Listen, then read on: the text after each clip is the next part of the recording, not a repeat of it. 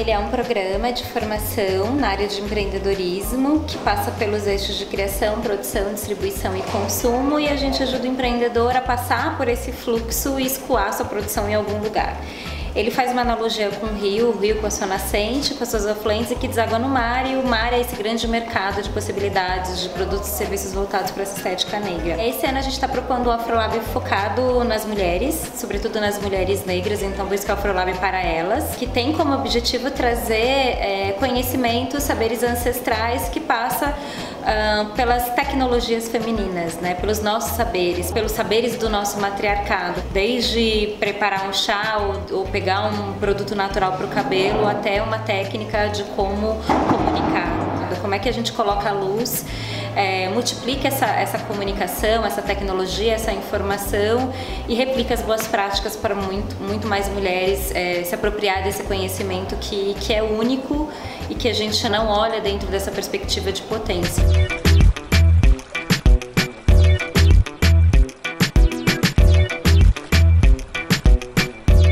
Vem com uma maneira muito delicada com essa questão, trazer o negro como protagonista, trazer o fortalecimento do black money para o nicho de mercado é super importante, com esse olhar criativo, porque a gente consegue se encontrar, consegue se entender quanto corpo de pessoas que já produzem, já empreendem de maneira nata, que simplesmente precisam estar em um espaço ou participar de dinâmicas inclusivas como o Afrolab promove, para que assim a gente consiga se potencializar quanto afroempreendedores, para conseguir entender os desafios do mercado. Participando desses laboratórios, eu consigo construir com outras pessoas negras que já empreendem, com metodologias facilitadas, para conseguir realmente modelar o meu produto de acordo com o meu público-alvo, que é o público negro.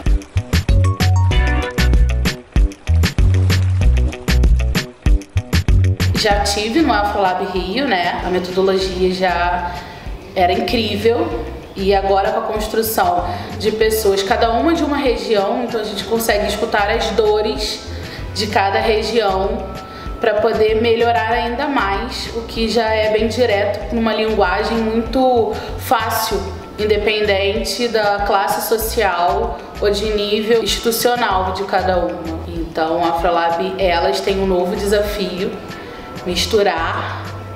Até que ponto não sabemos, porque as dores são grandes, mas eu acho que vai ser super enriquecedor para a construção de uma sociedade que a gente tanto quer. Como a gente está no sul do país e a gente está num lugar em que a gente está num contingente de pessoas pretas muito menor, a gente tem que estar sempre desenvolvendo uma estratégia ou outra para poder estar permeando em diversos ambientes, assim.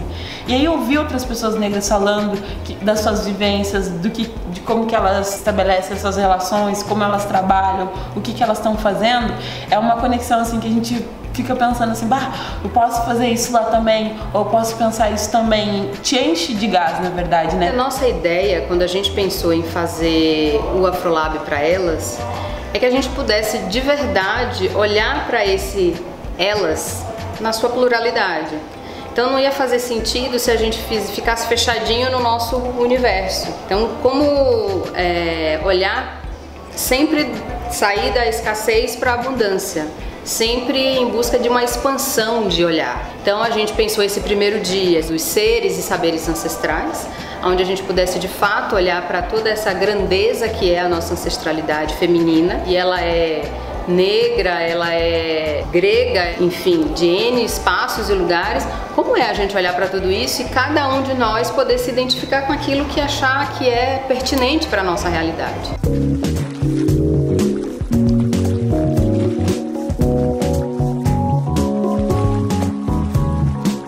A experiência desse processo está sendo também curativa, porque eu tô conseguindo falar de mim, coisas que eu não tenho tempo. E muitas vezes a gente tem que... Aqui eu sou a empresária, aqui eu sou a mãe, aqui eu posso ser tudo. Então essa importância que eu vi, assim, de me curar e de falar de questões que eu não falo. Porque quando a gente se torna uma mulher empreendedora e se torna potente, a gente não quer falar das nossas dores, porque a gente quer mostrar que, olha, eu consegui. Eu, pelo menos, não quero mais mostrar todas as minhas tristezas, todos os meus anseios, porque isso eu já tô cansada. Acredito que ficar retroalimentando dores só me machuca. Então eu decidi guardar aquilo numa caixinha e aqui eu abri essa caixinha.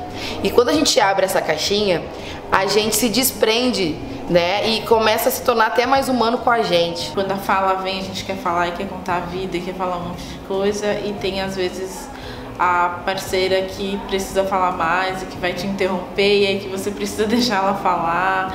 Então é um lugar de escuta também. E eu vou percebendo que, para além disso, a gente precisa, como a gente vem falando em muitas ocasiões, ocupar os espaços múltiplos. Então, estar aqui no centro de São Paulo, num espaço como esse, é muito satisfatório para mim. Eu trabalho aqui numa maioria branca e quando a gente recebe 30 mulheres negras para passar 3 dias, eu me sinto muito confortável, porque é sobre isso que a gente fala.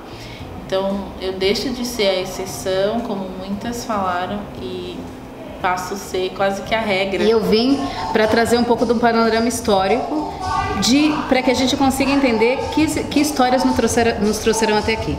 Não somente as nossas histórias que nos mobilizam, que nos movem até aqui hoje, mas quais as histórias coletivas de nós enquanto organização, enquanto grupo, enquanto pessoas negras espalhadas pela diáspora, quais histórias nos guiam até esse presente momento. Quando a gente pensa do ponto de vista história da criação do mundo, história da colonização, parece um ponto muito massacrado, mas ele não é massacrado nessa perspectiva, porque é a partir dessa nova proposta que a gente começa a olhar essa colonização, essa invenção do mundo a partir do protagonismo africano e não na condição de escravizado, boçal. Então é fazer uma outra visita a essa história e recontar essa história, principalmente debatendo as mentiras, né?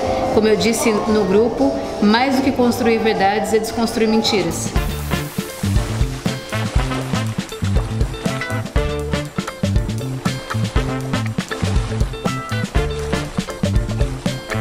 Eu já tinha participado do Afrolab lá em BH e vi uma proximidade muito grande com a discussão do afrofuturismo.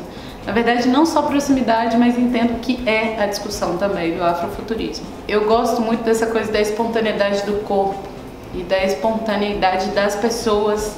Então, às vezes, a energia que está no ambiente, ou a energia das pessoas, é que calibram o que vai acontecer assim, no espaço. Eu acho que a gente trabalhou com a ciência do corpo mais do que qualquer outra perspectiva de ciência e tecnologia. E foi muito importante isso.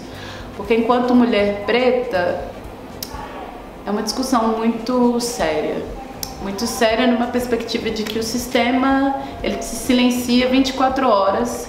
E se você não tiver com o seu corpo equilibrado para poder lidar com o sistema, fica um pouco complexo de dialogar isso enquanto cotidiano. Então o afrofuturismo já está em todas essas mulheres que estão aqui. Elas já são o afrofuturismo. Não tem essa de vir aqui te dar uma ideia ou te construir num conceito, né? Mal que eu posso compartilhar é esse conhecimento de pesquisa também e esses conteúdos que eu venho catalogando nesses anos. Mas eu acho que o processo de falar o que é o afrofuturismo é fazer o outro entender que ele é o afrofuturismo. Que a proposta dele é que vai fazer essa mudança social, histórica, tecnológica, científica e inovadora. O meu trabalho hoje no Afrolab foi trazer o corporal com a força da palavra, né, que eu já trabalho. O nome do meu projeto é Dança com P, Afrobeat e Dança Afro, que eu trago essa palavra de autorreconhecimento, de amor próprio. Então, quando você está dançando, você traz essa energia da palavra. E a troca também de energia entre as participantes, né? Que eu acho importante de se olhar, de sorrir, dizer que é linda, maravilhosa. Hoje no Afrolab, desde a manhã, foi só aprendizado. A gente falar sobre o feminino, falar sobre África, falar sobre ancestralidade e depois trazer esse corpo maravilhoso, descendo até o chão.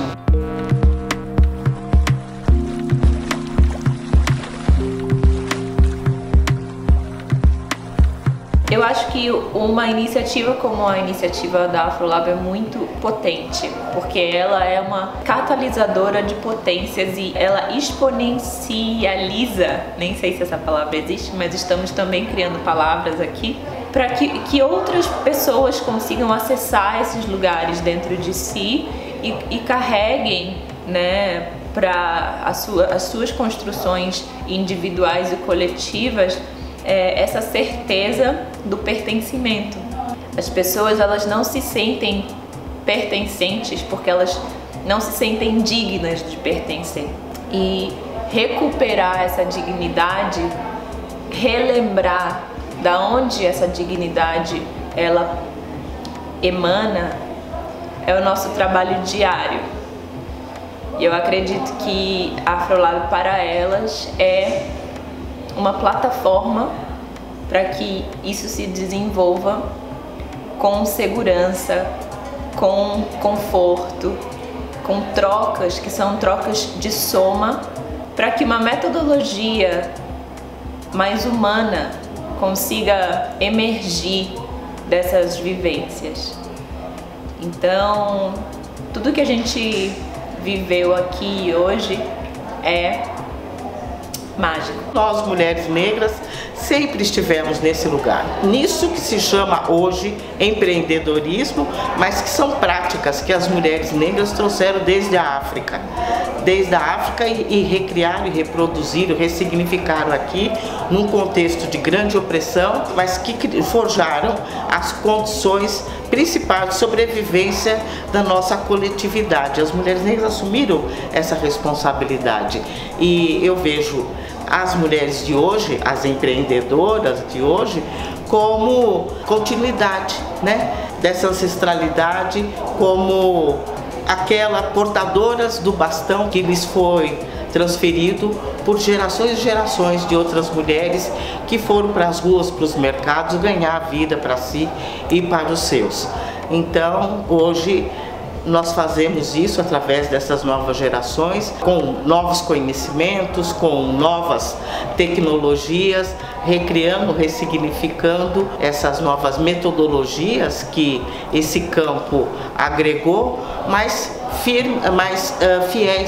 fiéis ao sentido estratégico que isso sempre teve para nós e para a nossa comunidade, que é a busca de uma emancipação coletiva para o povo negro desse país.